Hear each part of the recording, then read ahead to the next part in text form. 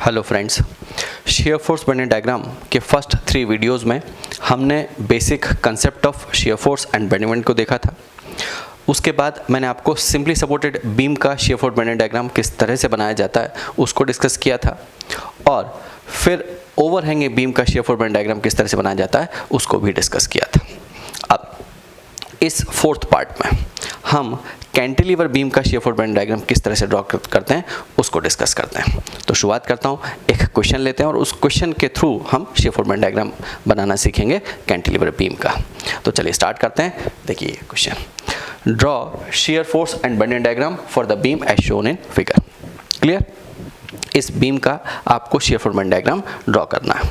अब इस बीम का एक एंड फिक्स्ड है और एक एंड फ्री है, means this is cantilever beam. If one end of the beam is fixed and other end is free, then it is known as cantilever beam. यहाँ पे 2 पॉइंट रोड लग रहा है और 2 मोमेंट लगे हुए हैं। क्लियर? अब शुरुआत करते हैं। मैंने आपसे कहा था कि अगर किसी भी बीम का आपको shear force bending diagram draw करना हो तो 4 स्टेप में सॉल्व किया जाता है। तो शुरुआत करते हैं। सबसे पहले रिएक्शन कैलकुलेशन की बात करते हैं। देखिए फिक्स्ड एंड है, फिक्स्ड एंड पे 3 सपोर्ट रिएक्शन इंड्यूस होंगी और उसके बाद फिर हम share force bending diagram draw करते हैं।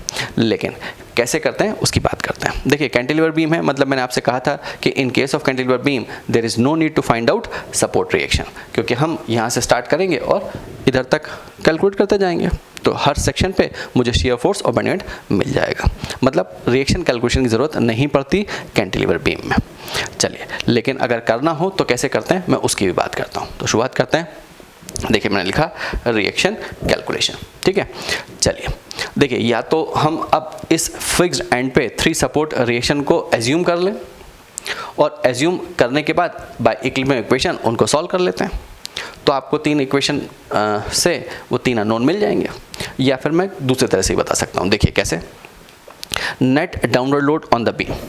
इस बीम के ऊपर जो डाउनवर्ड लोड है वो कितना है? ये 2 किलोमीटर का डाउनवर्ड लग रहा है और 3 किलोमीटर का डाउनवर्ड लग रहा है। Means net downward load on the beam is equal to 5 kilonewton. Clear? जो कि डाउनवर्ड डायरेक्शन में है।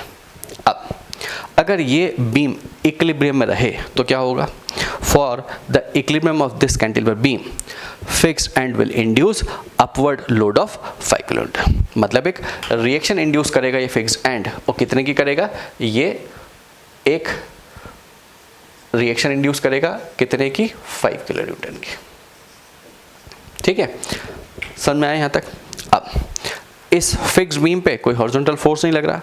जब हॉरिजॉन्टल फोर्स नहीं है मतलब हॉरिजॉन्टल रिएक्शन भी 0 होगी, तो sigma H A is equal to, ये भी 0 हो गया, इसको भी मैं 0 बोल देता हूँ। क्लियर? मतलब 2 रिएक्शन कंपोनेंट मिल गए।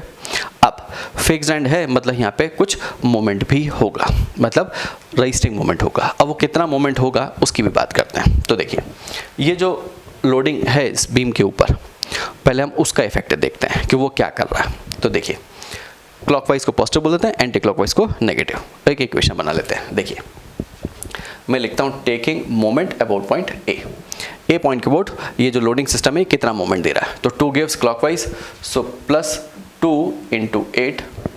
ये 3 का क्या करेगा? ये भी क्लॉकवाइज दिख रहा है, मीन्स +3। ठीक है, इसमें लोड से डिस्टेंस से मल्टीप्लाई नहीं करना। क्यों? क्योंकि ये ऑलरेडी मोमेंट है। देखिए मैंने आपसे हमेशा कहा है कि किसी भी इक्वेशन का हर additive and subtractive term same unit में होता है। तो देखिए ये लोड इनटू डिस्टेंस और ये ऑलरेडी किलोमीटर मीटर है, मतलब लोड इनटू डिस्टेंस।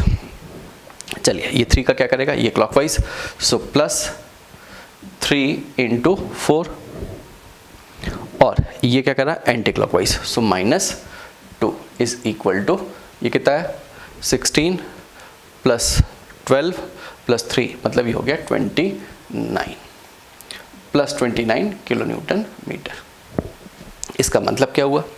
इसका मतलब ये है कि ये जो लोडिंग सिस्टम है, ये लोडिंग सिस्टम इस बीम को क्लॉकवाइज डायरेक्शन में रोटेट करने की कोशिश कर रहा है, और कितने से कर रहा है?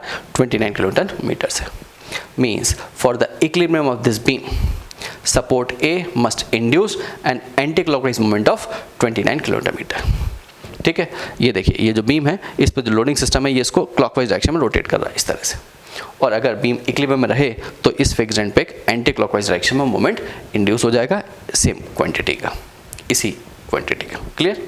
तो चलिए मैं यहाँ पे लिख देता हूँ MA is equal to 29 kilo newton metre. Clear?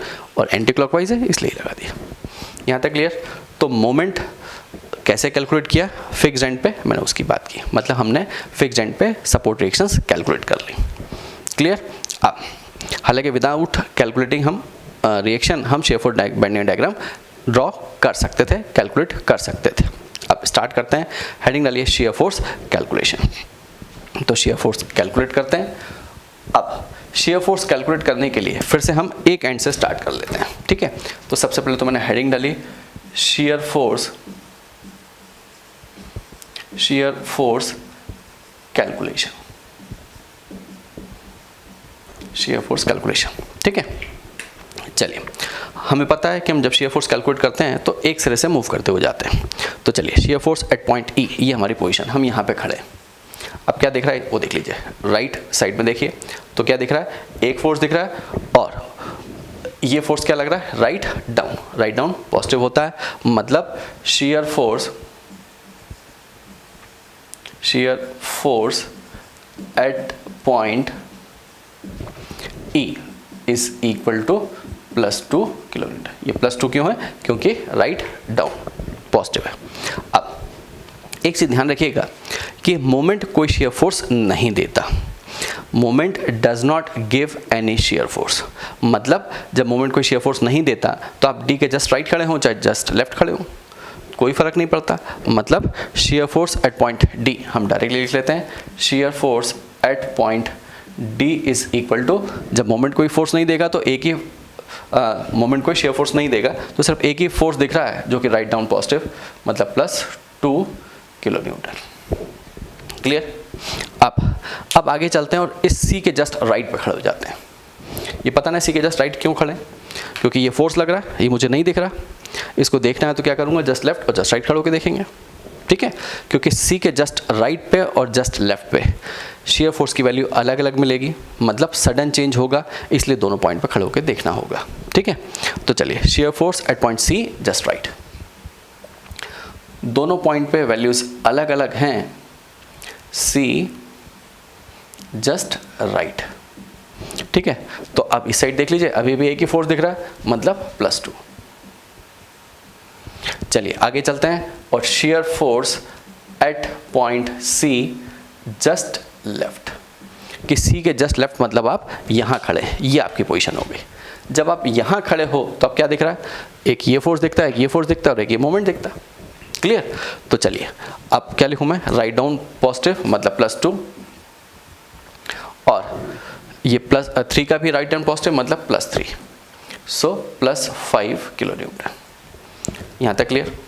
अब बी पॉइंट पे खड़े हो जाइए, मोमेंट को शेयर फोर्स नहीं देता तो shear force at point B अभी भी वही दिखेगा, मतलब +2 +3 मीन्स +5 किलो न्यूटन।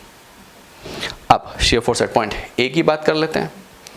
अब ए पॉइंट पे आप चाहें तो वहाँ से भी देख लीजिए, हालांकि किसी भी पॉइंट पे देख सकते हैं, लेकिन मैं अगर यहाँ पे खड़ा हूँ, ठीक है, ये आपकी पोजीशन है, तो इस साइड से देखिए, लेफ्ट साइड से।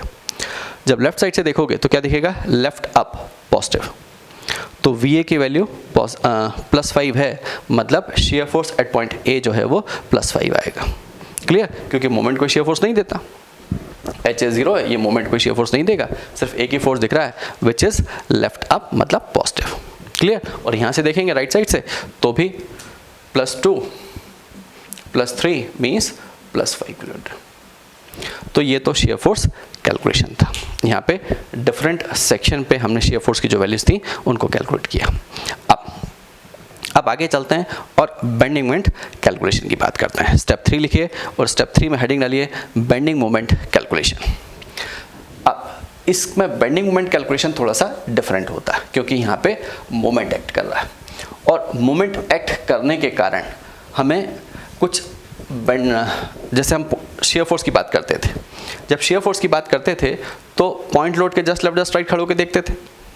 उसी तरह से जब मोमेंट की बात करोगे बेंडिंग मोमेंट कैलकुलेशन में तो मोमेंट के जस्ट लेफ्ट जस्ट राइट खड़े होकर देखना होगा। अब वो क्या क्यों देखना होता है वो भी आपको बताता हूँ। सबसे पहले तो लिखते हैं स्टेप 3 और bending moment calculation. Bending moment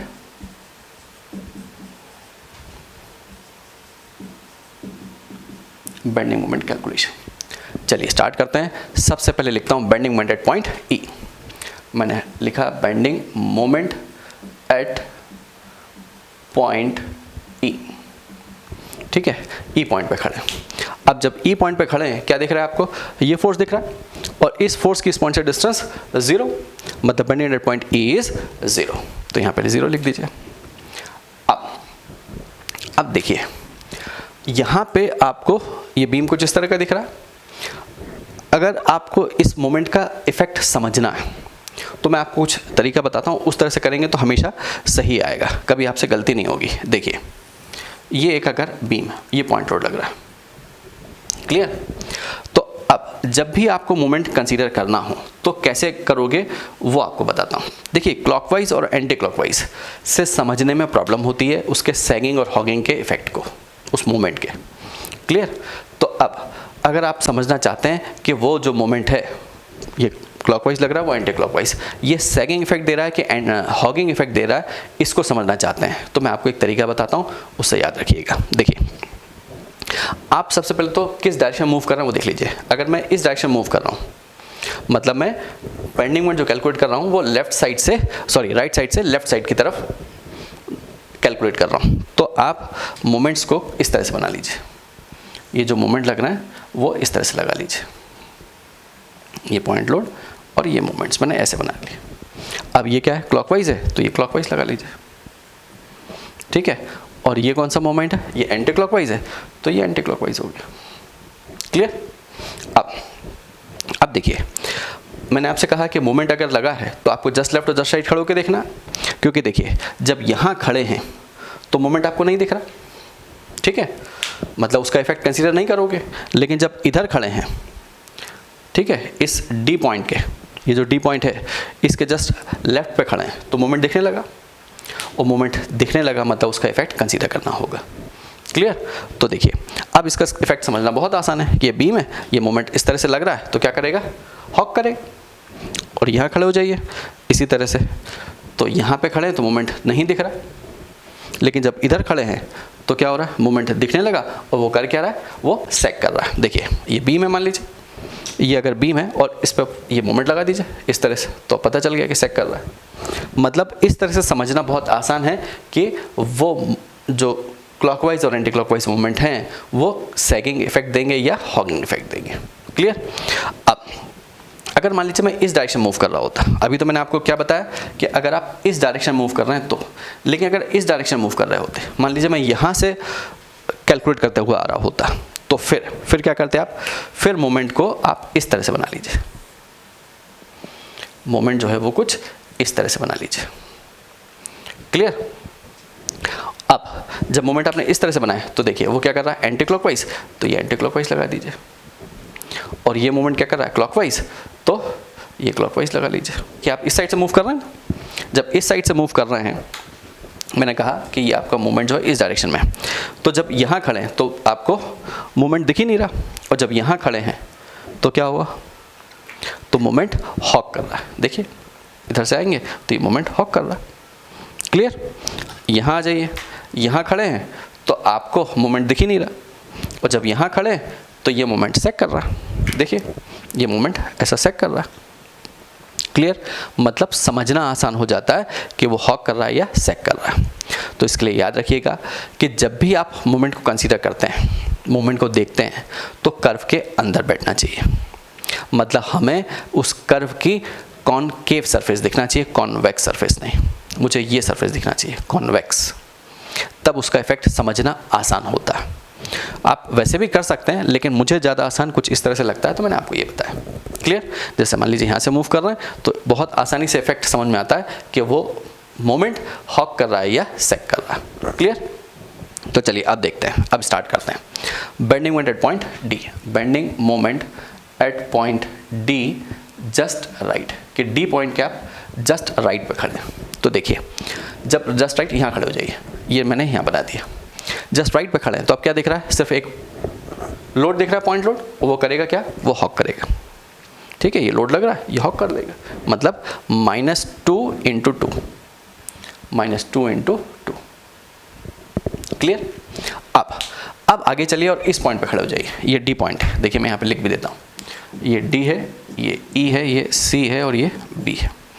अब देखिए जब डी पॉइंट पे खड़े हैं, डी के जस्ट लेफ्ट पे, तो shear force bending moment at point D just left, bending point D just left. तो देखिए अब क्या दिख रहा है, अब मुझे एक ये पॉइंट लोड दिख रहा है और ये मोमेंट दिख रहा है, दो चीज़ें दिखती हैं।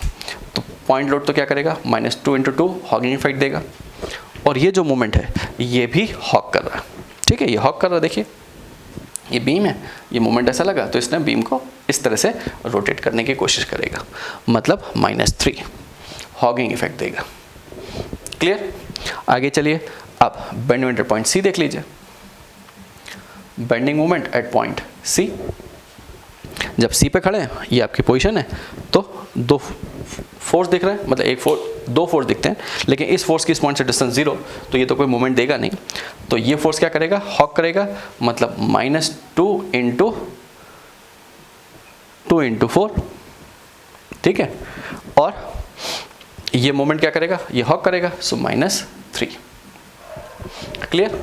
अब बी के जस्ट राइट, मतलब यहाँ आ जाइए, यहाँ पे खड़े, ये आपकी पोजीशन, तो क्या देखेगा, अब bending moment at point B just right, B के जस्ट राइट पे खड़े, तो अब ये दो पॉइंट लोड दिख रहे हैं और ये मोमेंट दिखता है, दोनों ही जो पॉइंट लोड हैं वो हॉक करेंगे, सो 2 × 6, -2 × 6 हुआ, -3 × 2। यहाँ तक क्लियर। अब आगे चलते हैं और bending moment at point B just left की बात करते हैं। Bending moment at point B just left, तो देखिए अब मुझे ये दो मोमेंट और दो फोर्स दिखते हैं, तो -2 × 6 ये तो हॉक करेगा, -3 × 2, और ये जो है ये सेक करेगा, मीन्स +2। ठीक है, ये देखिए ये सेक कर रहा, तो वो मोमेंट आ गया बी पॉइंट के जस्ट लेफ्ट पे।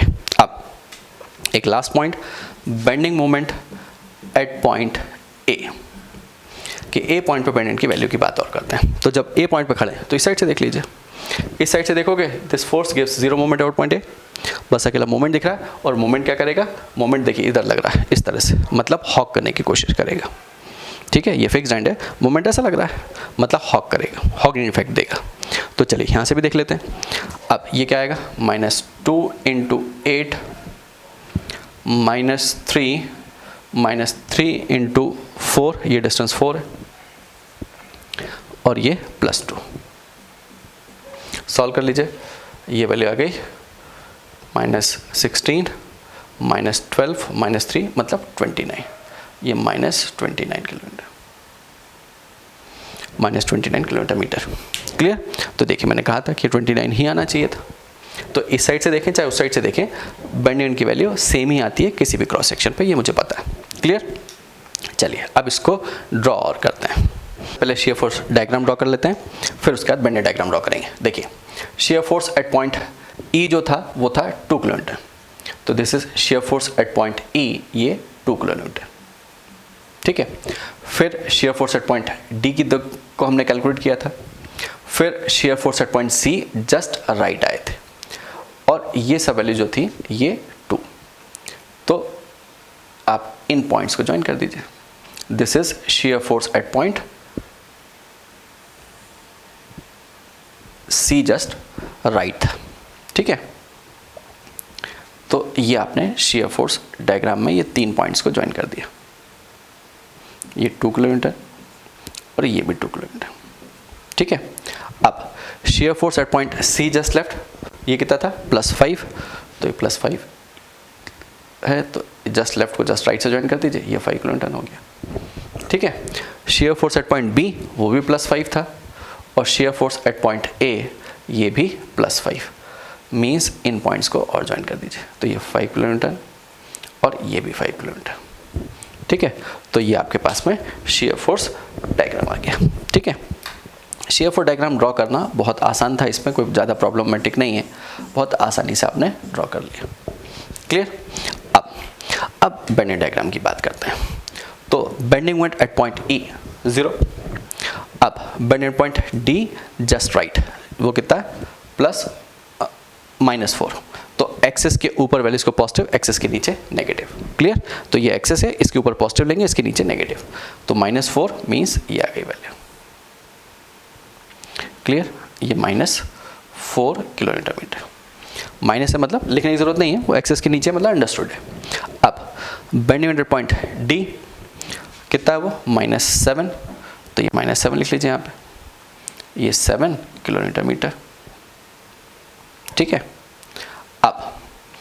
अब शियर फोर्स एट पॉइंट, अब किस पॉइंट पे है, C पे, और वो कितनी वैल्यू है, वो 11, -11 मतलब ये आ गया, ठीक है।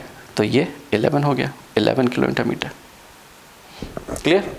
अब shear force at point B just right, ये कितना है 21, तो 21 मतलब ये आ गया 21, ये 21 हो गया, ये 21, ठीक है। लेकिन ये ध्यान रखना कि स्ट्रेट लाइन नहीं है, ठीक है। आप चाहो तो मैं इसको थोड़ा सा और इस तरह से बना देता हूँ, ये स्ट्रेट लाइन नहीं है, बस इतना ध्यान रखिएगा। क्यों है ये स्ट्रेट लाइन नहीं है, क्योंकि देखिए इन दोनों के बीच का जो डिफरेंस है वो 4 का है, मतलब 2 मीटर में जो ड्रॉप हुआ वो 4 का है, लेकिन इन दोनों के बीच में जो डिफरेंस है वो 10 का है। तो इस लाइन का स्लोप और इस लाइन का स्लोप सेम नहीं है, बस मैं ये दिखाने की कोशिश करना चाह रहा हूँ, ठीक है, कि ये लाइन का जो स्लोप है वो अलग अलग है। आप चाहें तो इस तरह से ड्रॉ कर लीजिए, ये लाइन के स्लोप जो है वो अलग अलग हैं, स्ट्रेट लाइन नहीं है, ठीक है। ये क्लियर। अब bending point B just left वो 19 है, तो ये वैल्यू हो गई 19 -19, and bending point A is 2 kilo newton metre. This is bending moment diagram, ठीक है। तो बेंडिंग डायग्राम किस तरह से ड्रॉ किया जाता है मैं आपको वो दिखाना चाह रहा था। अगर मोमेंट लगा हो तो बेंडिंग डायग्राम हम इस तरह से ड्रॉ करते हैं, ठीक है। अब देखिए यहाँ पे ध्यान रखिएगा कि इस बेंडिंग डायग्राम में 2 ही जगह सडन चेंज मिला है। कहाँ पे, जहाँ पे मोमेंट लगे। देखिए यहाँ पे सडन चेंज है और यहाँ सडन चेंज, बाकी लीनियरली वेरी कर रहा है। और उन्हीं पॉइंट पे सडन चेंज मिलेगा जहाँ पे मोमेंट लगा होगा, और उतने का ही सडन चेंज होगा जितने का मोमेंट है। देखिए 3 का मोमेंट है तो ये 3 का सडन चेंज, 4 से 7 हुआ, और यहाँ पे 2 का मोमेंट लगा तो 2 का सडन चेंज, ठीक है। ये वैल्यू 19 है, ये जो वैल्यू है दिस इज 19, ये जो वैल्यू है this is 19 kilometre metre. Clear यहाँ तक, ठीक। कैंटिलीवर बीम का शियर फोर्स बेंडिंग डायग्राम किस तरह से ड्रॉ किया जाता है मैंने आज उसकी बात की। बस इतना ध्यान रखिएगा कि अगर किसी भी बीम में लोडिंग डायग्राम में अगर मोमेंट लगा है तो फिर जब आप बेंडिंग मोमेंट कैलकुलेट करते हैं तो उस मोमेंट के जस्ट लेफ्ट और just right bending moment calculate करना चाहिए, क्योंकि वहाँ पे दोनों पॉइंट्स पे वैल्यूज़ अलग अलग आती हैं, ठीक है। बस ये ध्यान रखना कि जब भी आप मोमेंट को कंसीडर करें तो उसकी कॉनकेव सरफेस दिखे, मतलब जब भी आप मोमेंट को कंसीडर करते हैं तो कर्व के अंदर बैठे हों। जैसे ये कर्व मोमेंट है तो इसके अंदर बैठे हों, ठीक। तो आपको कभी मोमेंट के इफेक्ट को समझने में गलती नहीं होगी, आपको बहुत आसानी से समझ में आएगा कि वो मोमेंट हॉक करेगा या सेक करेगा। क्लियर। अब शियर फोर्स बेंडिंग डायग्राम के नेक्स्ट वीडियो में, मतलब 5th पार्ट में, हम relationship between rate of loading and shear force को डिस्कस करेंगे। Relationship between shear force and bending moment, इसको ड्राइव करेंगे और कुछ इंपॉर्टेंट ऑब्जर्वेशंस को डिस्कस करेंगे। उन ऑब्जर्वेशंस के थ्रू आप डायरेक्टली बता पाओगे कि आपने जो shear force bending diagram draw किया है वो सही है या गलत है। और एक कंसेप्ट और होता है कंसेप्ट ऑफ प्योर बेंडिंग, उसको भी डिस्कस करेंगे। Thank you.